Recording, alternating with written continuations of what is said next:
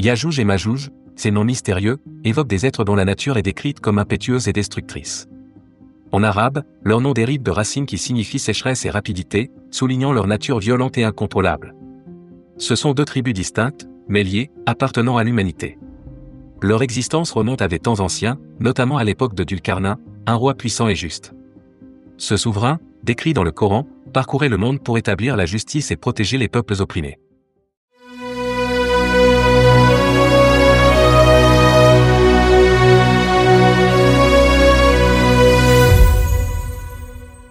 Dulkarnain, dont le nom signifie « l'homme aux deux cornes », portait peut-être un casque orné de cornes, où ce titre reflétait son règne sur deux grandes époques.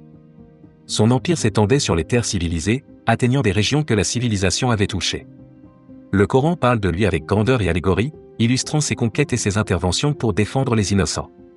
Il régnait avec équité et sagesse, récompensant les justes et punissant les malfaiteurs. Lors d'un de ses voyages, Dulkarnain atteignit l'endroit où le soleil semble se coucher, une description poétique évoquant un horizon lointain baigné de lumière sur une mer ou un lac.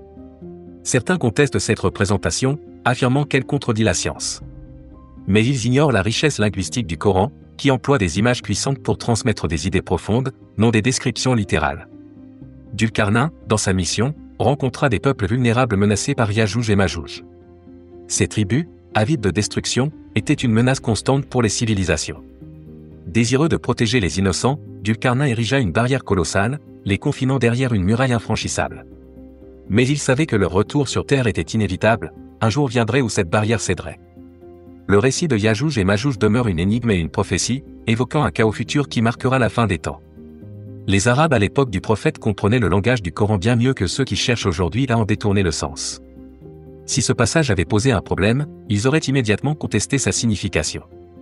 Pourtant, certains traduisent le Coran dans une autre langue et tentent d'expliquer ces versets avec une logique erronée. Le Coran parle en allégorie, car il s'adresse à toute l'humanité. Son langage doit être compréhensible par tous, quelle que soit leur culture ou leur époque. Lorsque le Coran décrit Dulkarnain atteignant l'endroit où le soleil se couche, il s'agit d'une expression poétique, une façon de décrire un horizon lointain. C'est comme dire que le soleil se couche derrière une montagne, ce n'est pas une réalité physique, mais une perception humaine. Nous utilisons tous ce langage. De même, lorsque l'on regarde un oiseau et qu'on dit qu'il disparaît à l'horizon, ce n'est qu'une apparence. Ce que nos yeux perçoivent est traduit en mots compréhensibles. Ainsi, lorsque Dulkarnain atteignit une terre lointaine, il arriva dans une région où la civilisation était rudimentaire. Là, il trouva des peuples primitifs qui lui expliquèrent qu'ils souffraient de la corruption et du chaos semé par Yajouj et Majouj. Ces tribus étaient plus destructrices encore que les habitants qu'il venait de rencontrer, un fléau qui dévastait leurs terres. Dulkarnain poursuivit son voyage et atteignit une région encadrée par deux montagnes.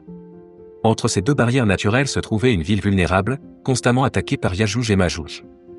Les habitants, incapables de se défendre, supplièrent Dulkarnain. Yajouj et Majouj sèment la corruption sur terre. Ils pillent, tuent et dévastent. Peux-tu bâtir une barrière qui nous protégera d'eux? Mais Dulkarnain leur répondit. Allah m'a déjà donné suffisamment de pouvoir. Je n'ai pas besoin de votre aide. Cependant, vous pouvez participer à l'effort en apportant des matériaux pour débuter la construction.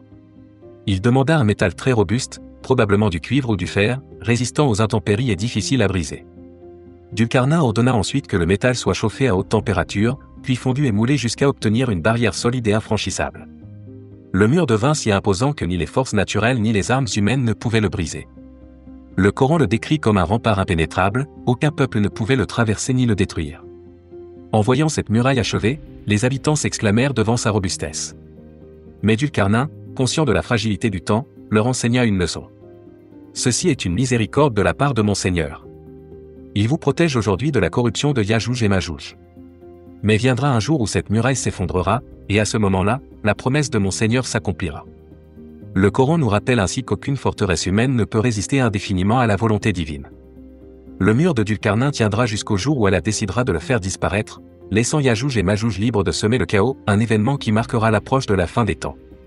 Yajouj et Majouj ont été séparés du reste du monde, confinés derrière une barrière infranchissable jusqu'au jour où Allah décidera de la détruire.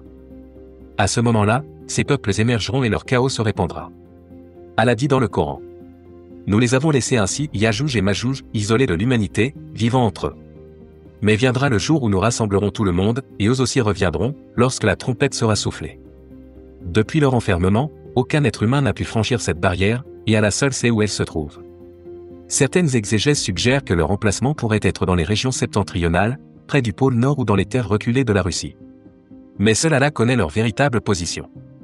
Un jour, le prophète Mohammed, troublé et inquiet, se réveilla brusquement. Il s'exclama. Malheur aux Arabes, car un terrible danger est désormais très proche. Aujourd'hui, une ouverture s'est créée dans le mur de Yajouj et Majouj. Il joignit ses doigts en anneau et montra la taille de la fissure apparue. Zénab bin Jahsh, bouleversé, demanda. Serons-nous détruits alors qu'il y a encore parmi nous des gens vertueux? Le prophète répondit. Oui, si l'immoralité et la corruption deviennent trop répandues. Deux interprétations en découlent. Les gens justes ne remplissent plus leur rôle et ne dénoncent plus le mal. Le niveau de corruption atteint un point de non-retour, empêchant même les pieux d'avoir un impact. Dans ces conditions, Allah pourrait mettre fin à cette épreuve terrestre, séparer les justes des injustes et ouvrir les portes du jugement dernier. Alors, cela signifie-t-il que Yajouj et Majouj sont déjà en train de briser leur mur? Seul Allah sait quand et comment cela se produira. Ce que nous savons, c'est que leur sortie marquera un moment clé dans les événements précédant la fin du monde. Certains ont suggéré que le mur qui les enferme pourrait être la grande muraille de Chine, mais cela n'est pas possible. Cette muraille est brisée en plusieurs endroits et accessible aux touristes. Yajouj et Majouj ne sont pas cachés derrière elle, et ils ne sont pas le peuple chinois. Leur existence reste une énigme, mais leur apparition sera un signe indéniable du déclin du monde avant le jour du jugement. Yajouj et Majouj ne sont pas des créatures étranges, ni des êtres surnaturels. Contrairement aux spéculations fantaisistes, ils sont des êtres humains, mais leur corruption dépasse tout ce que l'humanité a connu. Leur apparence pourrait être liée à leur région d'origine, peut-être un aspect plus asiatique, mais ils sont avant tout des destructeurs. Leur arrivée marquera l'un des grands signes de la fin des temps. Selon le prophète Mohammed, Yajouj et Majouj émergeront après la descente d'Isa, lorsqu'Allah enverra Jibril à Isa pour l'informer de leur libération. Isa rassemblera alors les croyants et les mènera vers la montagne d'Al-Tour, un refuge, car affronter Yajouj et Majouj serait impossible. Leur nombre est insondable, dépassant l'imagination. Un jour, le prophète assis avec ses compagnons leur révéla une réalité troublante. Pour chaque personne entrant au paradis, 999 entreront en enfer. Les compagnons, effrayés, demandèrent. Ya Rasulallah, cela signifie-t-il que personne ne pourra entrer au paradis? Il les rassura. Ne vous inquiétez pas. Ces 999 ne viennent pas de votre nation, mais de Yajouj et Majouj. En d'autres termes, leur population est exponentiellement supérieure à celle des musulmans à travers l'histoire. Si on considère aujourd'hui une population musulmane de plus d'1 milliard, cela signifie que le nombre de Yajouj et Majouj est astronomique, bien au-delà de toute estimation humaine. Ont-ils reçu un prophète? Oui, mais ils l'ont rejeté. Allah nous enseigne que chaque nation a reçu un messager, et Yajouj et Majouj ne font pas exception. Dans l'histoire des prophètes, seules 2 communautés ont pleinement accepté leur messager. Toutes les autres ont refusé la guidance, certaines étant anéanties, d'autres subsistant malgré leur rébellion.